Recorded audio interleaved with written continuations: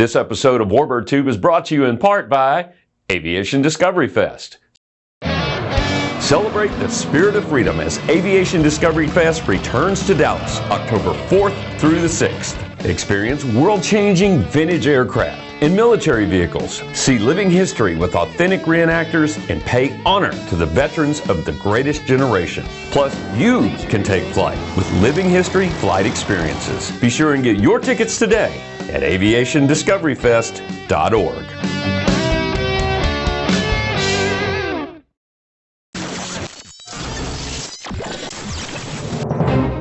Hey everybody, welcome to CAF Warbird Tube, the show where we talk about World War II, aviation, history, and so much more. Warbird Tube is produced by the Commemorative Air Force, the world's largest flying museum. Our mission is to educate, inspire, and honor through flight and living history experiences.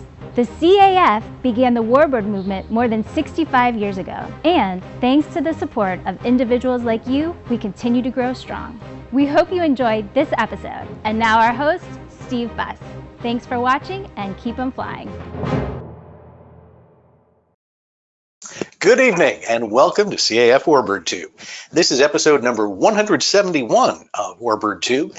And tonight we are going to take a look at the European resistance movement, taking center stage with Morgan Montalvo, and he will be our guest tonight. We'll talk with Morgan in just a moment, but before we get started, if you could do us a favor. If you haven't already done so, please take a second to share, like, and make sure you subscribe and follow us. And if you do subscribe on YouTube, make sure you click that bell icon. You'll get notifications when our new episodes are posted. Warbird Tube is made possible by the Commemorative Air Force. To find out more about CAF, our events, our aircraft, local units, and best of all, how you can join the fun, just visit our website, commemorativeairforce.org. Now, as you're watching tonight, you might have some questions. Just type those in the chat box, and we'll try to answer them either during the presentation, or we'll save time at the end to answer any questions that may come up. So with that, Morgan, welcome to the show. Glad to have you here. Pleasure to be here this evening. Well, before we dive in, we were talking before we came on air, and you have a pretty wide and diverse background. So tell us a little about your career. I've been a reporter, a news anchor, foreign correspondent since the latter 80s. Began my career in 1987. Left the media in 2019, and sort of reoriented myself. Went into public health. I had spent some time in a state guard unit as a medical service corps officer, and running border clinics and other public health initiatives. And I currently work for my hometown, the city of San Antonio, in public health, managing a CDC, State Health Department combined grant. I'm also a retired school teacher. And besides that, you still have time to research history. In the background, you have a large number of books. Not only that, but I guess several other cases of books behind you. You have quite a few in this study here. I've got 5 large 72, 74-inch high, actually close to 84 inches high bookcases in my study here. So I am covering the things like the Middle East conflicts, which are behind me here. There's about 400 books. You can see some up here. Of course, the World War II library is a large collection of Vietnam books as well. So some of the eras that I'm particularly interested in are those. So it's unconventional warfare in World War II, the Middle East conflicts, which I've written about extensively, and of course, Vietnam. Very good, very good. And you also spent time overseas, right? Yep, spent a little time. My first reporting assignment was meant to be a sports coverage opportunity, going to the UK in 1988. During that time, the IRA, the Irish Republican Army, decided to start another one of its bombing campaigns. And so as I got off the airport with the rugby team that I was traveling with and playing with at the time, having been a college rugby player, there was a fellow with the archetypical sort of here's your name up on a card, and here are the keys to a van. And the rugby team went south, and I drove up, crossed over to the Emerald Isle, and covered the then latest bombing campaign, 1988, the Irish Republican Army. One of the last large series of actions before the ultimate ceasefire there. Yeah. Well, let's dive into tonight's topic. Tonight's topic is titled Setting Europe Ablaze, and this is a long sort of effort on my part to put all this together. taught this in expanded form for a few local community groups here in the San Antonio area. Tonight it's going to be sort of rough and ready, as they say in the UK, and going to try to keep it to about a minute per slide. There's a lot of slides, so this is going to be an overview of resistance movements, sort of a la speed dating. So we'll jump in right away. And we'll go to the first slide here. Just that's sort of my cover panel, if we could move up one. And this is the sort of popular image of the French resistance, very romantic, sort of, I guess, victory-oriented, covering the travails, the challenges. What is a French resistant? It's always a very handsome, very beautiful man or woman, engaged in some type of clandestine warfare against the Brits with ultimate victory in mind. So this is, whether it's Hollywood or whether it's fiction, whether it's books on the subject, realistic history treatises, this is the popular takeaway that comes to people's mind when we think about something like the resistance overall. Next slide, please. And there are various types of resistance, and they fall into three broad categories. The overwhelming number of people who do absolutely nothing, they sort of live and let live. They just sort of let the events of occupation go by and hope to survive. There are the folks who will do some type of, short of armed insurrection, armed action. They'll contribute to resistance or to somehow foiling the occupation as best they can, whether it's turning street sides around, maybe giving misinformation to occupying troops who are trying to get somewhere, and then otherwise trying to thwart the efforts of an occupying power. And then the third one is the actual armed resistance, which very, very few people take part in, and it's the one that is most often popularized because it's the one that makes it into the history books.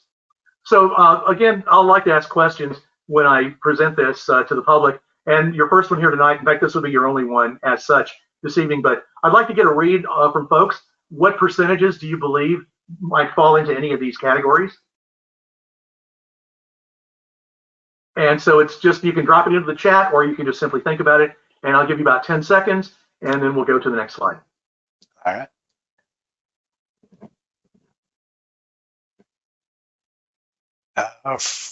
First guess is 5 to 10% in the probably in the armed category.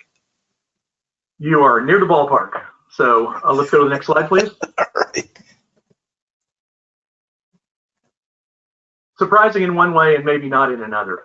A maximum of about 10%, if you look at the various resistance movements throughout modern history, up to 10% take either some very, very minimal or sort of moderate role in supporting opposition to an occupying power. Up to 1% actually take up arms or otherwise are engaged in some type of military response to an occupying power. And the reason why? Next slide. It's very possible that you'll be caught and find yourself against the wall. So as opposed to the romantic image, we have the reality here that so many resistance faced in terms of their ultimate fate. Next slide, please. There is an organized resistance in World War II, in Germany long before World War II. And these are some of the notables. Admiral Canaris on the top left, head of the Abwehr, the German military intelligence, and below him Hans Oster, one of his subordinates. These two gentlemen were anti-Hitlerites from almost the beginning, and they were involved in everything from resisting behind the scenes the Nazi growth of power or ascent to power in Germany. Ultimately, they were both involved in the July 20th plot to involve Hitler. To assassinate Hitler. And so they were both executed in the waning days of the war.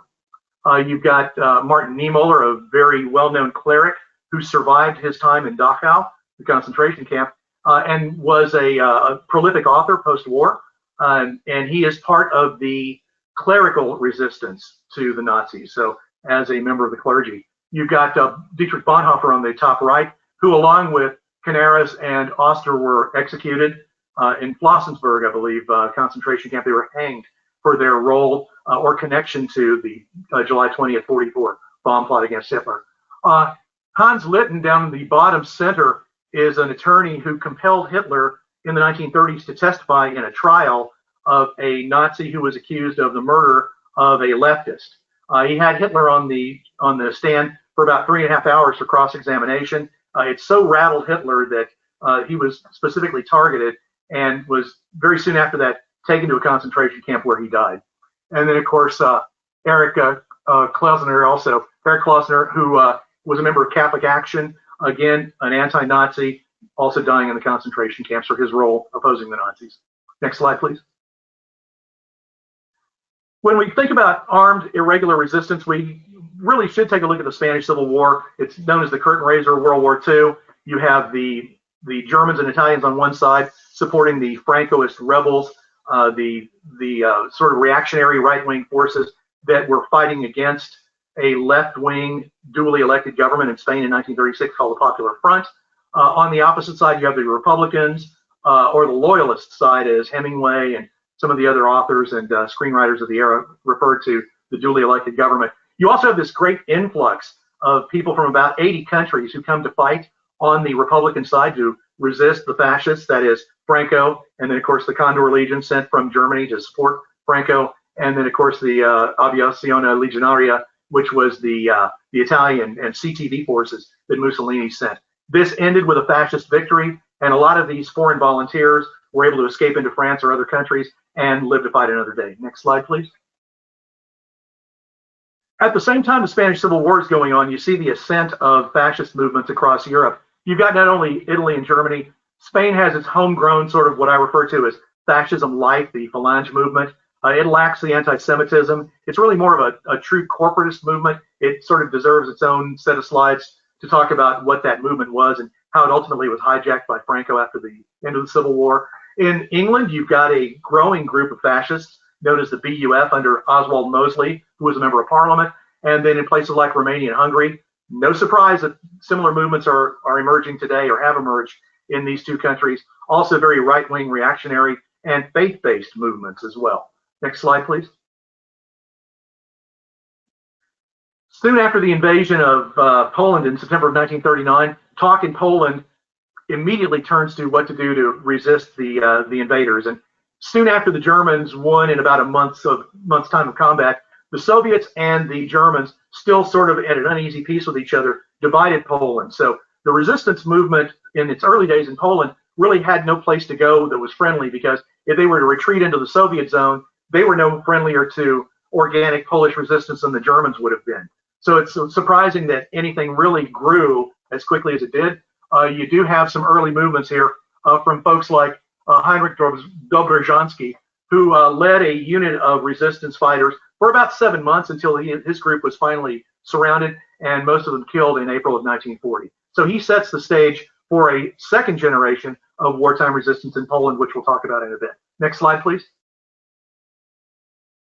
In Great Britain, very soon standing alone after the occupation of most of continental Europe, the Brits, having received their troops back from places like Dunkirk, weaponless, leaving much of their equipment on the beaches, was trying to figure out what its next move was going to be. While they were feverishly trying to re-equip the active duty forces, there was talk of a second line defense, which initially was known as the Local Defense Volunteers, later became more formalized as the Home Guard. It was the second line, sort of like almost a militia, or today's one of the states have state guards, these sort of unofficial groups of uniformed volunteers who can assist local and regional government.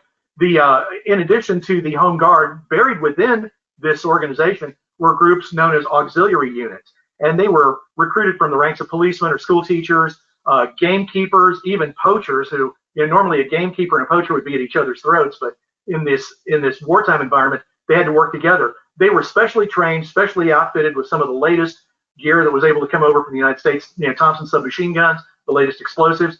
They were secreted down into subterranean hideouts. They were trained to be stay-behind forces in the event that the Germans were able to successfully get a foothold in England. As the Germans would sweep by their communities, they would rise up in the darkness from behind and attack the Germans.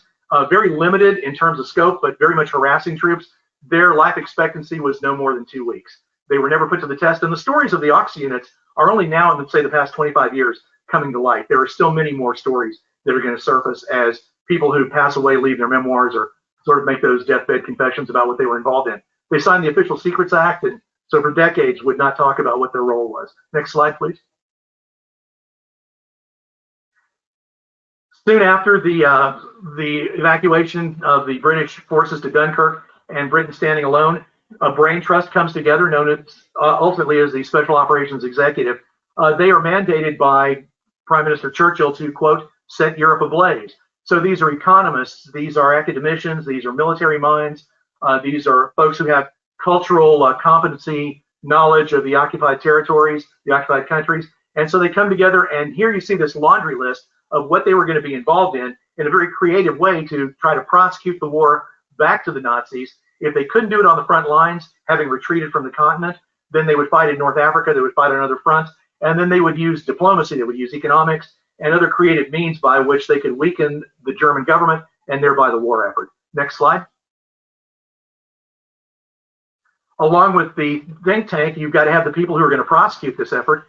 And so the SOE begins to put the call out in a very low-key manner, sort of third and fourth party and word of mouth, to bring people in, mostly at this point civilians, who have, again, the cultural competencies, having lived in some of the countries that are now under occupation. They speak the language, they know the geography, they may have relatives or friends that are there. So they have connections that will build engendering trust as they hopefully return to these countries and begin to set up clandestine networks to prosecute the war behind the lines in these occupied countries and weaken the Germans.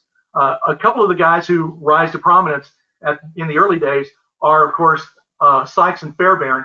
These are two former British police officers who served in Shanghai, China, fighting some of the most violent gangs in the world at that time.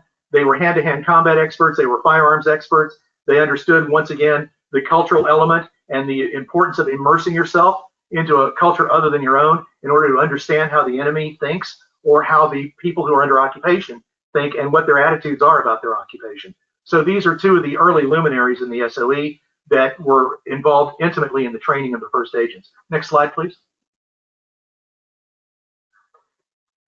As the SOE sort of breaks down into its departmental phase, some of the countries, because of their geography or the size or the type of occupation that they're undergoing, they're assigned certain codes. You see Belgium there is the T section, France is the F section, Netherlands, and so forth.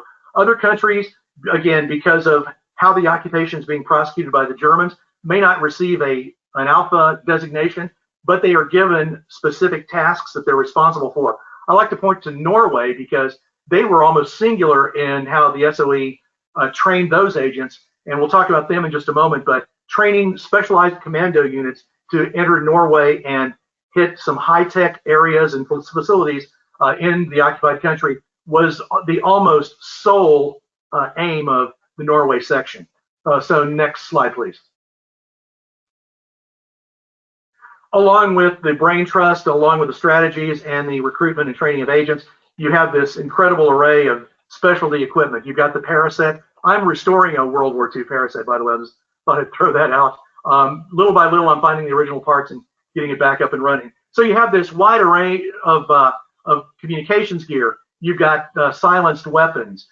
You've got creative explosives. You've got the gammon grenade, which almost felt like a bag of beans there. It was easy to conceal. It had a very creative type of fuse mechanism as well as an explosive agent inside of it. Creative things like pen-sized detonators to insert into explosives.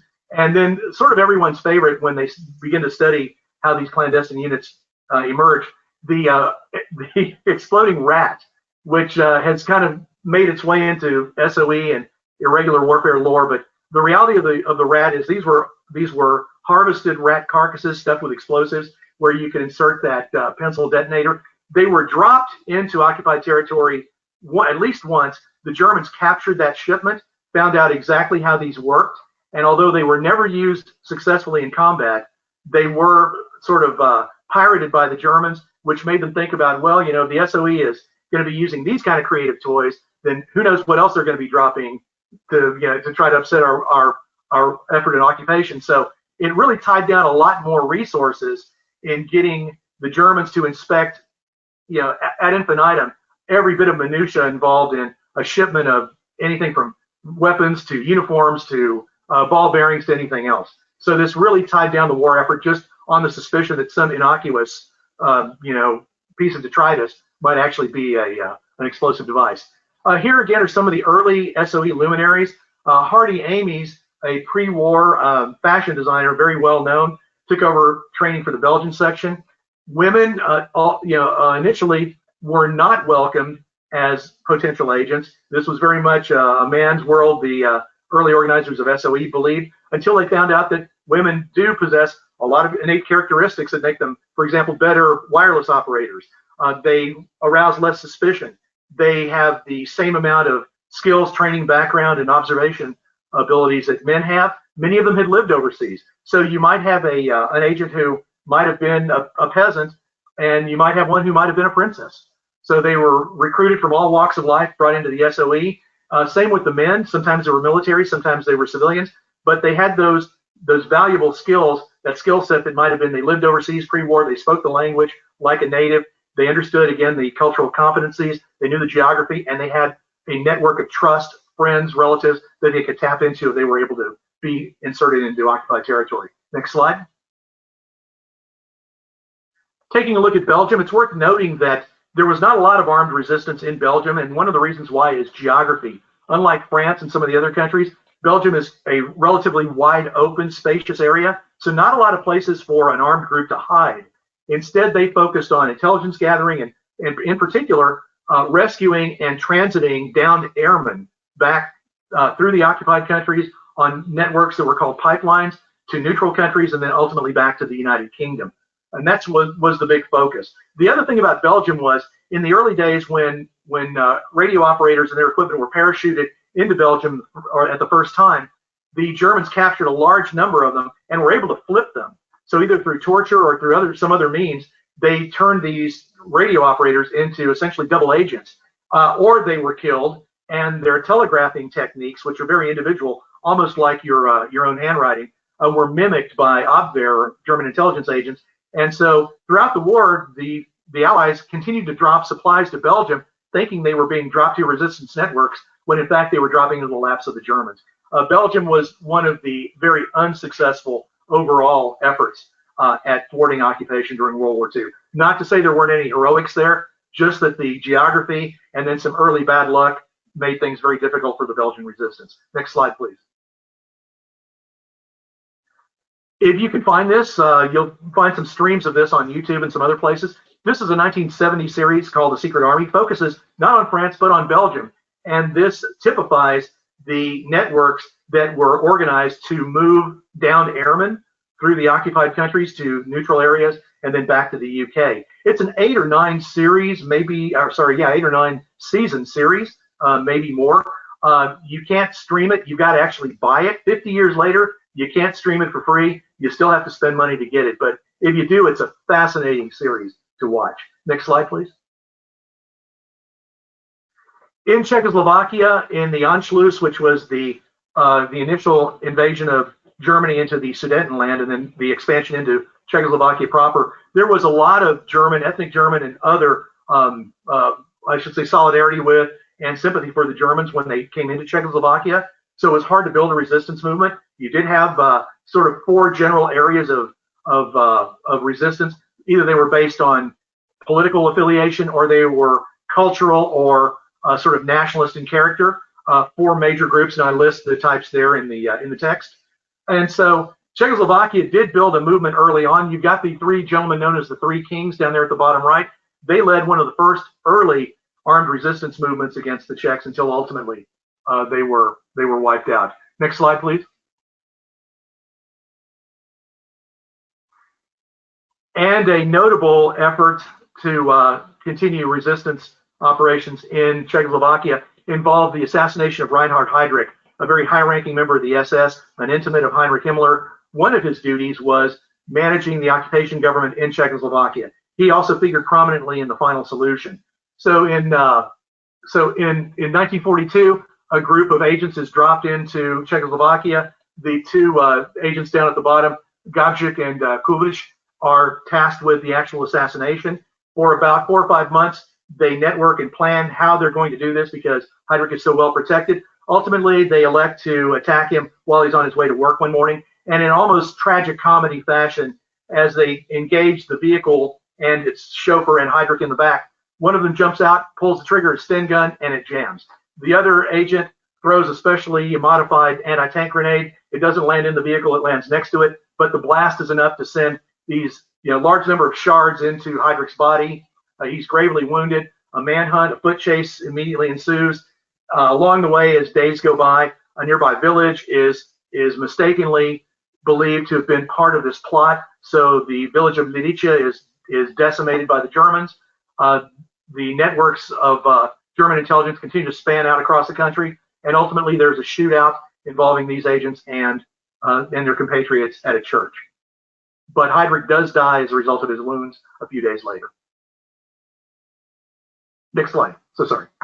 In Denmark, considered a protectorate for racial reasons, the Danes were considered ethnic Aryans and acceptable Aryans, and the German government wanted to make an example out of what they believed to be a pure Aryan nation. So for much of the occupation of Denmark from 1940 to 1943, it's sort of a live and let live. You do have collaborators. Some Danes join the SS and go to fight on the Eastern Front. You've also got a nascent but growing political resistance movement that is anti-German, and they continue to do things like keep an eye on ports. They gather intelligence, and they work at sabotage, subtle sabotage, in order to cripple the Germans as best they can. In 1943, as the fortunes of war turn against the Germans, some harsher measures are introduced in Denmark, and the resistance comes into its own at that time. You've also got a large number of Jews in Denmark, not only refugees, but native population. Many of those are fortunately secreted away to nearby Sweden, and the ones that are rounded up, many of them are placed in a concentration camp that is in Denmark. They are not shipped back to the Greater Reich, and so they are able to survive the war. And of course, in the last days of the war, after Holland is invaded and the push across the Rhine, then the armed resistance in Denmark begins to surface and begin its attacks. Next slide, please. France is sort of the archetypical idea of resistance, and it's sort of multifaceted. You've got layer upon layer upon layer of resistance in France. You might have groups that are divided according to political ideology. They might be divided according to age group or what they do in the economy, professionals, tradesmen, so railway workers. You might have students. You might have refugees or immigrants forming resistance groups. There is the geography involving whether they are operating in the northern part of France, which is under direct German occupation, or whether they're in the southern Vichy zone, the puppet government that has allowed a little bit more freedom under overall German surveillance. So layer upon layer of the French resistance, and then of course who they're assigned to, right? Some of the movements ultimately are loyal to the Americans once the OSS comes into its own. Others are tied intimately to the SOE. Next slide, please. De Gaulle's speech, if I might add, the original speech that we know of as Lighting the Flame of French Resistance, aired on the BBC, but the technician who was supposed to record it didn't flip the switch, so the original speech is lost to the airwaves. He did re-record it later, and it was replayed. It was also published clandestinely in France. So this is the origin of French resistance growing as de Gaulle calls for Frenchmen to leave the occupied country and then come to work with the Free French forces that are forming in the colonies and in the UK and other places around the world. The first organized resistance movement that's documented in France is not a group of armed patriots. It's a group of intellectuals at the Anthropological Museum of Man, the Musée de l'Homme. And these academicians, these researchers, these anthropologists, for cultural reasons, reasons of the idea of humanity, decide they have to resist the Germans. They start by publishing a clandestine tract. They gather intelligence. They watch the movements of Germans on the streets in Paris, and they also assist with the secreting of downed airmen to neutral territories and back over to the UK. Ultimately, after a few months, their network is exposed through an infiltrator. There's a series of show trials. Some of them are prosecuted and convicted. Others are acquitted. And of those who were convicted, there were some executions. Others were sent to concentration camps. But the Musée de l'Homme movement is the first of its kind in France. Next slide, please. Again, going back to what I mentioned a moment ago, these layers of resistance within the French experience, they can be ideological, political, they can be based on geography, they can be based on age, they can be based on whether you're blue or white collar, religion, you name it. So ultimately, this large fabric of isolated resistance movements, each trying to carry the war back to the Germans and find a reason for existence, leads to a series of months that are really sort of punctuated by inaction, because each large group is trying to find its way and figure out where it's going to get support from, who can it trust, and what are the Germans going to do in a month or 2 months or 6 months. Next slide, please. These are some of the luminaries of the French resistance. Henri Frenet ran a large network called Combat in the southern Vichy zone. He was intimately tied to the American government and relied on them for support after the torch landings in North Africa in November of '42. The absolute patriarch of the French resistance in the middle upper panels is Jean Moulin. It's a picture of him before and then during the war. He attempted suicide when he was captured by the Germans, and they tried to force him to lie about an incident that took place involving the rape of some townswomen. He refused to play the game. He cut his throat. The Germans were able to save him. He escaped, had a large cut on his throat. He always wore a scarf to hide that scar. Ultimately, later on, he was captured by the Germans once again and was on his way to a concentration camp in Germany on a train in a coma when he succumbed to his wounds. He is the absolute, as I say, godfather of French resistance. Jean-Pierre Lévy ran a communist network called Franc Tireur, and then you've got people on the bottom panel there. You've got Madame Ariadne, who ran a youth movement of resistance. The Aubracs, very well known in southern France, leading large networks. And then Emmanuel de la Vergerie, who was sort of a minor aristocrat, a very hard guy to deal with because of his attitude about who he was as a nobleman, but a very effective member of the resistance nonetheless, and very well respected. Next slide, please. The Germans attempted almost immediately to try to appeal to the French culture by immersing themselves as saviors of family, attempting to tap into the feeling of what is French society, what are French family values and societal values. Down the bottom panel here, you've got an appeal at the bottom left to try to get ex-soldiers from the French army to join a volunteer legion to go fight the Bolsheviks on the Eastern Front. You've got appeals for skilled tradesmen to leave their jobs in France and come to Germany to work in war factories there. And all of that sort of what the Germans saw as a very positive pro-French sort of appeal to try to get the French people on side, so to speak, is sort of played against this idea of racial superiority. And the bottom right, if we switch to the next slide, I've actually got it in larger form. There is this attempt to separate Frenchmen from their long-standing affinity for refugees, for immigrants, for asylum seekers, and this is very much a part of French, culture and its commitment to humanity. One of the early movements in the French resistance was a group of young immigrants and refugees who set off a series of bombings and attacks in the greater Paris area. And if you look at the list there in the middle, you can see what they're composed of, overwhelmingly foreigners. So the Germans, once they broke this network and captured these young men, put them on trial basically as animals, saying, you can't trust them, they're vermin, they're rapists, they're killers, all the things you hear from right-wing politicians today about immigrants or asylum seekers or refugees. The language is no different and was no different back then as the Nazis tried to cleave this movement away from its popularity with Frenchmen who resisted the occupation. Next slide, please. I've got a couple of pictures of a fellow named Misak Mishayon there, but Misak Manushin is one of those refugee immigrants who leads that network, whose pictures are shown in that poster. By the way, that poster said, "These are your liberators." Actually, these are criminals. So again, they're attempting to set that subliminal message in the minds of Frenchmen that, what you call the resistance is really just a bunch of foreign vermin. Why do you support them? Why do you secret them away? Why do you protect them?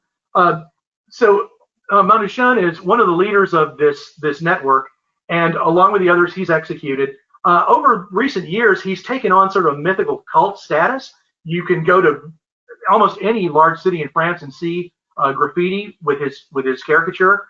Back in his home country of Armenia, the same thing. He's a very popular graffiti figure across Europe these days. Next slide, please. And as his cult popularity has grown, earlier this year, the French government disinterred him and his wife from their original resting place, and they have been placed into, next slide, the Paris Pantheon, which is sort of the super crypt where the remains of France's heroes from all generations are placed. So this is the ultimate sign of respect, the ultimate sort of testimony of French society that we embrace the immigrant, we embrace the refugee. They are Frenchmen in spirit, and we will recognize and honor them as such. It's notable that when those coffins were carried to the Pantheon, they were carried by foreign legionnaires who themselves very much come to France because they have to find a new life. They may have been on the run from the law. They may have been, victims of political persecution, but they find a home in the Legion. And later on, the caskets are also carried by French policemen who were very supportive of these movements in the greater Paris area. And again, so you see the graffiti that continues to pop up following the honoring of the Manouchian couple. Next slide, please. In Greece, you've got this sort of crazy fabric of pre-war sort of communist versus royalist or monarchist politics that's going on when the Germans attack. They enter Greece in the spring of 1941 because initially the Italians had invaded Greece. The Greeks were just wiping the floor with the Italians. Mussolini appealed for help. The Germans come to his aid. They finally occupy Greece. And as this movement of resistance sort of emerges, it goes in two directions. You've got the communists on one side. You've got the royalists loyal to the royal family, who is in exile, on the other. They detest each other almost as much as they detest the Germans. So it's almost a civil war within a war against the occupation. The British drop their agents to these two major groups, and they have to be culturally sensitive to whether they are working with communists or working with royalists, and then sort of have to play the game, because if one group gets 50 cases of dynamite parachuted to it and the other groups find out about it, well, where's our 50 cases of dynamite? And they would not work together. Post-war, these groups engaged in a very brutal civil war, and as the British occupied Greece, as they were rolling the Germans out of there, they had to play the role of referee and sort of tiebreaker to keep these two factions apart, and this seriously affected the emergence of the post-war Greek government. Next slide, please. Italy does not really have an organized resistance group until in 1943 in the fall. The Allied forces invade the mainland proper of Italy. The pro-Mussolini fascist royalist government flips, Mussolini flees, and the royalists who are in power in Rome declare that they're going to switch sides. So they become the co-belligerent forces working with the Allies. And so in the northern zone, you've got this new Social Republic of Italy, which is pro-fascist, still loyal to Mussolini, overseen by the Germans. They are extremely good troops, by the way. The popular myth that all Italians were cowards really doesn't hold up. You have some extremely well-trained and competent soldiers who continue to fight on the fascist side to the very end. In the south, you've got the co-belligerent forces supporting the Western Allies, and in the RSI area of northern Italy, you got this emerging partisan movement that by early 45 really is the Wild West. Next slide, please. In the Netherlands, you don't have a very large amount of actions that involve armed groups. You've got a lot of intelligence gathering. You've got a lot of secreting away refugees, hiding their Jewish population, rescuing downed airmen. Again, a lot of intelligence gathering. And again, this is because the geography of the country does not lend itself to large groups fighting each other, with arms, or any place to go. If you blow up a factory, well, where are you going to hide? Look at the low elevation of the French countryside, right? So there's not really any forests there of any import, so no place to hide. And then of course the towns are compact, and it's really hard to move around. So that limits the amount of armed action in the Netherlands. They do surface ultimately in the fall of 1944 in that sort of bridge too far series of airborne drops that take place, capturing these bridges in the Netherlands. The armed Dutch resistance begins to surface and support the Allies with intelligence and also some armed actions, harassing the Germans in the rear lines. Next slide, please. Norway, again, almost singly purposed to develop commando groups. And these groups that were trained in the UK were tasked with attacking some very high-tech factories in Norway that were producing heavy water, which is a critical component to early atomic weapons. There was fear that the Germans would get to a nuclear weapon before the Allies could. So these special units of Norwegian expats, early special forces types, attacked these facilities and blew up these heavy water refineries, so to speak, and development factories that were contributing to the German sort of nascent atomic weapons program. Next slide, please. And as I promised, Poland Part 2. After the initial groups of Polish resistance are successful for a few months and then ultimately are wiped out, there are two significant large armed actions. The first one is the uprising of Jews in the Warsaw Ghetto. It is brutally repressed by the Germans. And then later in 1944, as the Soviets are moving toward Poland, they're on the Vistula River, the larger Polish Home Army decides to stage an uprising against the Germans.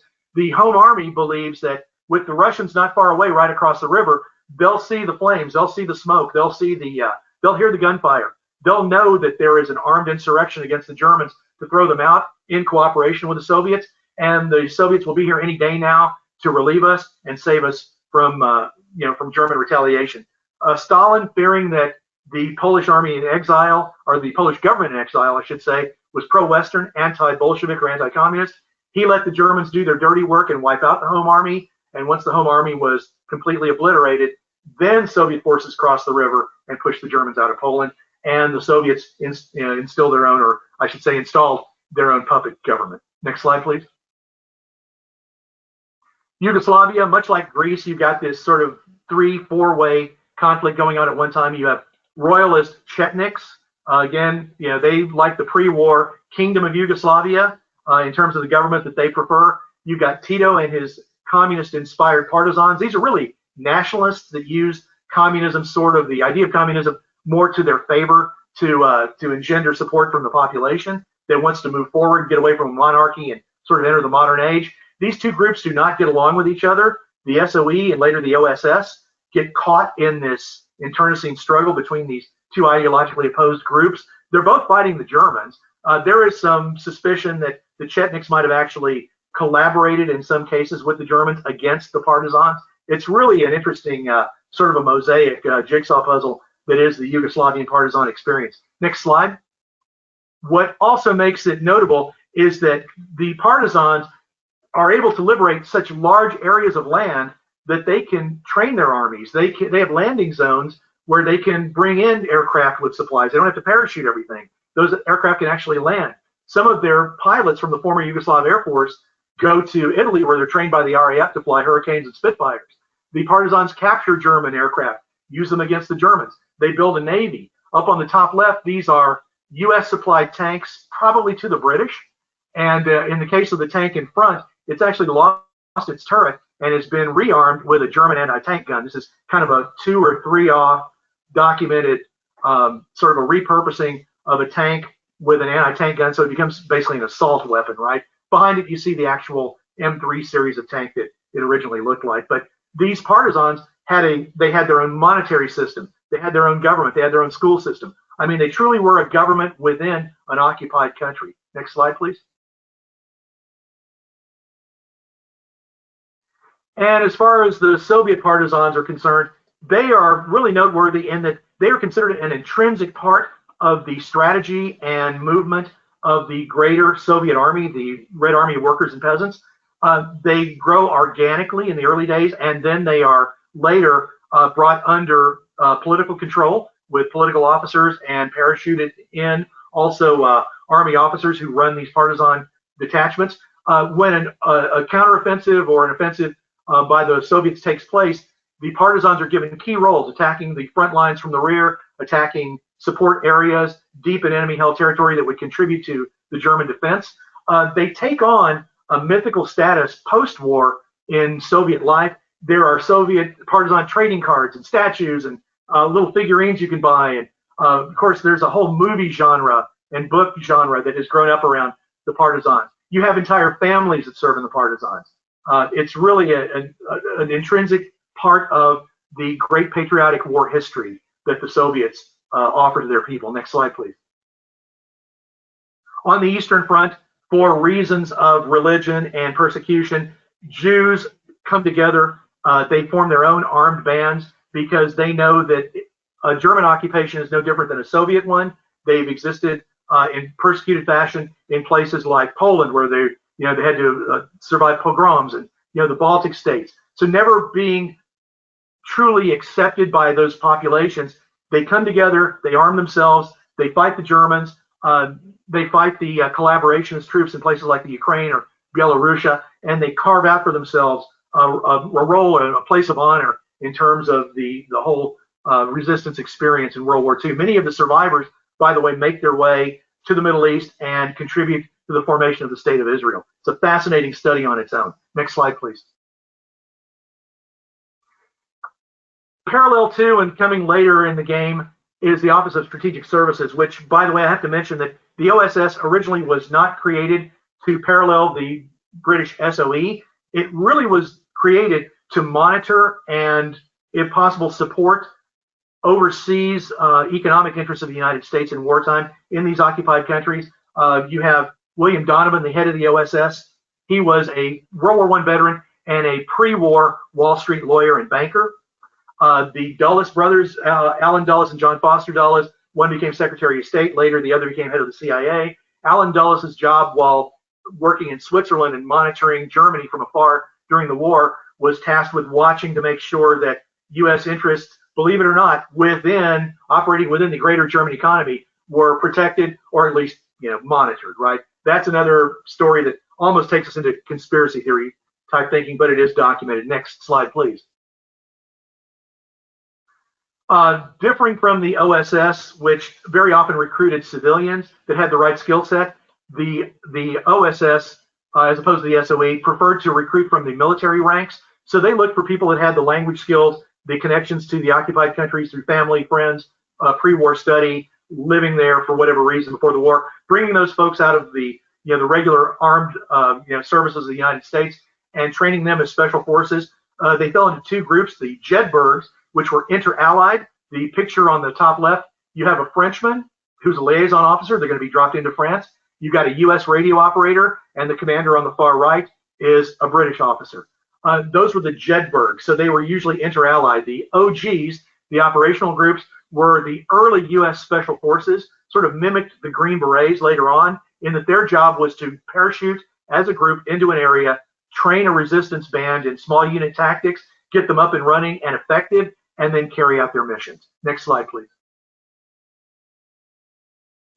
And supporting the OSS were the carpetbaggers, and these were two dedicated air units that operated at night. They operated clandestinely, dropping agents, dropping supplies, doing things like relaying radio communications back to the British Isles, I should say. They operated out of bases in England, and they operated out of bases in the Mediterranean.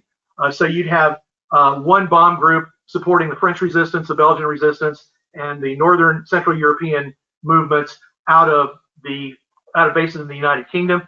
The RAF had their own special duties units that performed the same functions. You might have in the Mediterranean, you might have another bomb group that were supporting the Yugoslav partisans, the Italian partisans, the Albanians, the Romanians were growing late in the war. On the top left, you see a war-weary and older model of a Liberator that can still be repurposed to fly at night and drop supplies and clandestine agents. On the right top, you've got the A-26, a very fast late war bomber. It could get in quickly, drop one agent, turn around and come back before anybody practically even heard the noise of the engines, right? And then you've got dedicated, highly trained crews, especially the navigators that had to be able to pinpoint the drop areas and rendezvous spots in bad weather at night, all types of weather-related challenges that night flying involves. So you had specialized crews and you had specialized agents that trained with the carpetbaggers in order to make those drops take place more effectively. Last slide, please. And so if you ask, what is my connection to the French resistance and to all these, these other movements, which I've made a lifelong study, I have a distant relative of sorts. Follow me. This is my mother's brother's wife's brother-in-law. This is my aunt's brother-in-law. He was a navigator on a carpetbagger Liberator. His name is Francis Cervantes. He met my aunt's sister as a cadet at Randolph Air Force Base here in San Antonio. He later became a navigator and was assigned to an Army Air Force anti-submarine unit. They trained in Wendover, Utah. They're they were repurposed at the last minute to become part of the carpetbagger program. He was dispatched with his unit to the Mediterranean. They were flying in support of the Yugoslav resistance, and in January of 45, their Liberator blew up over what's now Croatia. And for a long time, it's been suspected that that aircraft was the victim of sabotage, but we also know that B-24s had a problem with vapor leaks in their fuel lines. So it could well have been that a vapor leak caused a fuel cell explosion. It could well be that it was sabotage. It's never been ultimately and definitively confirmed what took that aircraft down. The name of his aircraft was Back to the Sack. He is buried in Croatia. I did not get to his grave the last time I was there. On my next trip, I will be visiting that grave. And next slide. If you want to know more about these various resistance movements, in particular the French, in 2021, I wrote a dispatch cover story on the French resistance. It goes into great detail. I interview some academicians that have their own thoughts about what the resistance was and what it is not. There is a lot of controversy that's emerging in France about who are the resistors, who are the collaborators, who are the people who just sat on the fence. Was the resistance even as effective as it's portrayed in movies and books and popular history? So I invite you to go onto the Digital Dispatch archive, find that story, enjoy it. There's another tease to a story here to the right. Prior to that, I wrote another dispatch article on the use of high-tech AI and hologrammatic technology to preserve the stories of our fast fading Holocaust survivors. And I'd like to mention in closing that both my stepfather and my stepfather-in-law, my wife's stepfather, were bona fide documented camp liberators. My stepdad was a 30-year-old lawyer who joined the Army, was a combat officer, and when the concentration camps were liberated, he was with the British as they blew open the gates of Belsen, and he was part of that think tank that Eisenhower put together, when they said, okay, well, we can smell this camp from 10 miles away. You live 2 miles away, and you're telling us that you didn't know there was a camp going on, in operation 2 miles from your house. Well, everybody's going to get in the vehicles, and we're going to go see what's happening. So I'm proud to say my stepdad was part of that group that put together this sort of forced education of German civilians to own the concentration camps that they lived and nearby and profited from. And that's my presentation. Thank you very much. I'm open to questions. Yeah, and we have some questions that have popped in through the night. But I have to lead off with a comment from Sean, who said, "Amazing detail. It's like drinking from a fire hose." Your presentation tonight, and I agree. So many different elements that I had no idea of, especially the amount of infighting between different groups within the resistance. I had no idea that was happening in many of the countries. Yes, the popular vibe that has surfaced with regard to what the resistance was, it's very much a product of Hollywood, a product of European cinema. And of course, like much history, it's also scrubbed, right? So the elements that are favorable are the ones that emerge, and the not so savory elements are either buried or otherwise just sort of swept off the table. But on the cutting room floor is where they end up, right, or in the editor's deleted box. But there has been over years an extremely frank and detailed discussion, particularly in France and Holland, about what the experience was of their resistance movements. The dialogue is really quite cutting, and so family narratives have surfaced. Some of these resistants who were teenagers at the time, now of course they're approaching 100, if not already there. They're telling their stories. Interesting also is how the recognition of the resistance in the greater story of World War II, as it continues to be promoted, particularly with this 80th anniversary of D-Day, there's been a lot of interest in, because it was France, the French resistance. There is a sort of a dialogue and I guess an opposition movement growing in the ranks of living history and event promoters now. Something that has surfaced, which is troubling to some people, are these festivals that are called We Have Ways or Papers, Please. We have ways, meaning we have ways of making you talk, right? And so it's an attempt to be more inclusive and add the civilian reenactors, living historians, the resistance reenactors, living historians, to the costumed military reenactors. And this is particularly going on in Europe right now. But it's shaking a lot of people's foundations as they, as they reassess and examine in greater detail what these armed civilians or these anti-occupation forces were. Because, our idea of we have ways of making you talk or papers, please, is very different here in the United States because we read about it or we see it in popular media. Their families lived it. And in many cases, their families were victims of it. So there's a lot of pushback in the living history community right now about titling these newer festivals or these newer living history activities and events to sort of take on those names of, we have ways or papers, please. It's just, again, it's just not well received by what we believe to be sort of a homogenous living history community or historical, community of armchair, students. It's really interesting to see how that's developing. But yeah, it's all part of that frank discussion about who was loyal to who was fighting who, why weren't these groups getting along, and are there lessons today for how citizens can embrace the rights of man and what we call those liberal elements of society and humanity in the face of authoritarian movements that today are reemerging across Europe. So it's a multifaceted conversation and very much one that needs to be monitored. We as Americans should really pay close attention to how those historical, even living history communities are engaging from various directions on how they're going to continue to tell this story, do it frankly, but also do it with respect. All right. Another question, your opinion of Wiedenfield and Nicholson's 2003 research? Are you familiar with that? I am not. Okay. So then it will be hard to give an opinion. By the way, some of the folks who had tried to answer your question, we had guesses ranging from 1% to 15%. So they're right in the ballpark. Is it possible? Is it possible to know the percentage of casualties of resistance fighters in France or Holland? Or is that really difficult to there are some estimates.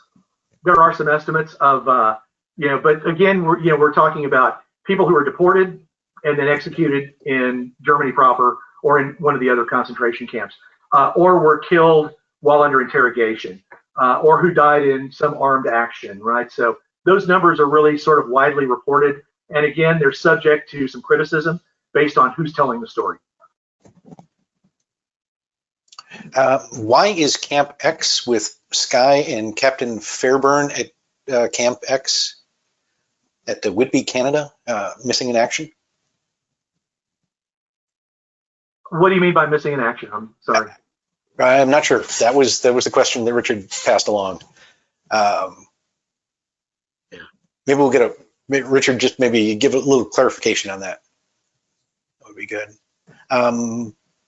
When you were talking about the innovative little different, like the exploding rat and things like that, of course, we have to mention the Liberator, the one-shot pressed metal pistol that was dropped into occupied countries as well. It's another one of those kind of strange things that were created.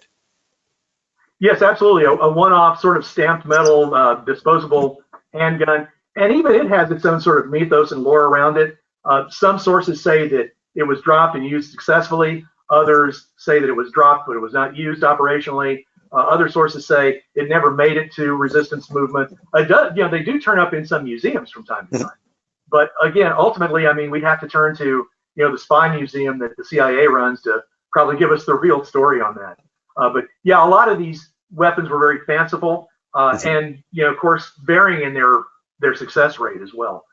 Some weapons, some silenced weapons, for example, were not as effective in the field, were, susceptible to dirt or to, an operator who really wasn't a trained marksman, or maybe that weapon found its way from the hands of a trained agent to a member of a resistance band. And they didn't know how to maintain it or operate it properly. So again, some interesting designs, and again, the effectiveness and the reliability rate all over the map. Yeah. By the way, your presentation has also garnered you an invitation from the Southern California CAF wing. They're wondering if you'd be interested in presenting to them as well. So we'll hook you up with. Yeah, sorry about that. No, we'll hook you up with the address. I'll be in Southern California in November for a family event. Okay. And we're planning on getting up to the Bay Area. So maybe, possibly an in-person visit. There we go. That's very good. Have you written or are considering writing a book? Well, in my early days as a reporter, a really wise editor once said to me, inside every reporter is a great book, and that's exactly where it should stay. So I've always taken that to heart, and yeah, I mean, I think ultimately there are a couple of subjects that I'm looking at right now in World War II history that pique my interest. Another one is the role of conscientious objectors in World War II. Those are stories that still need to be told. That's probably going to be a future dispatch story that I'll pen for you. Some really interesting and selfless sacrifices. Of course, there was a movie here a while back about was it Desmond Doss? Was he the conscientious objector who became a medic and won the Medal of Honor and sort of stood by his faith and wouldn't carry a weapon, but becomes a hero? There are Americans, and of course, across the Allied countries, there are war resistors who face their own challenges and privations because it's not a popular stand, right? They may take it for reasons of faith, they may take it for reasons of just politics or just their own humanity. But they do make significant contributions later on in areas of science, in domestic safety. Some of the first, for example, some of the first smoke jumpers in the Western United States were not only the all African-American 555th Airborne Unit, which was denied a chance to go fight overseas. They ended up fighting forest fires in the Northwest. Some of the earliest smoke jumpers in the United States were actually Jehovah's Witnesses, who were war resistors, and other people of faith who would not bear allegiance to a country, would not put on a uniform, would not carry a weapon, and would not kill. So there is a wide range. Also, the historic peace churches figure prominently in terms of their contribution to the human side of war, in terms of finding cures for diseases or treatments for things like malaria, volunteering themselves as guinea pigs in very dangerous experiments. So that's, again, it's a very wide-ranging story. I'm right now amassing some notes about that. That will be a future dispatch article, so I hope it's well received. Again, a controversial subject. Not everybody's cup of tea, but there are people who legitimately resist war and yet find a way to serve humanity during war, and I think that story also needs to be told. Very good. Well, Morgan, thank you so much for joining us tonight and your presentation. Like I said, we'll get you hooked up with the Southern California wing, and hopefully all the schedules will work out, and you'll be able to talk to them in person as well. Thank you very much. My apologies for not being able to address a couple of those questions. I am a researcher, but I'm not a full-time academician, so I haven't kept up on every book out there about the various clandestine movements. Camp X, I know there was a Camp X in Canada. I may loop back around and yet find the answer to that question for that viewer. So again, thanks to everyone. It's been a pleasure appearing this evening, and I look forward to being able to appear again in the near future. Thanks so much. Thank you. And that will wrap up tonight's show. Remember to like and share our Warbird Tube videos. And if you subscribe on YouTube, click that bell icon and you'll get notifications when our new episodes are posted. Of course, we value your input. If you have feedback on this or any episode, or if you have an idea for a future topic, please send Leah Block an email at media@cafhq.org. Until next time, I'm Steve Buss. Have a great night.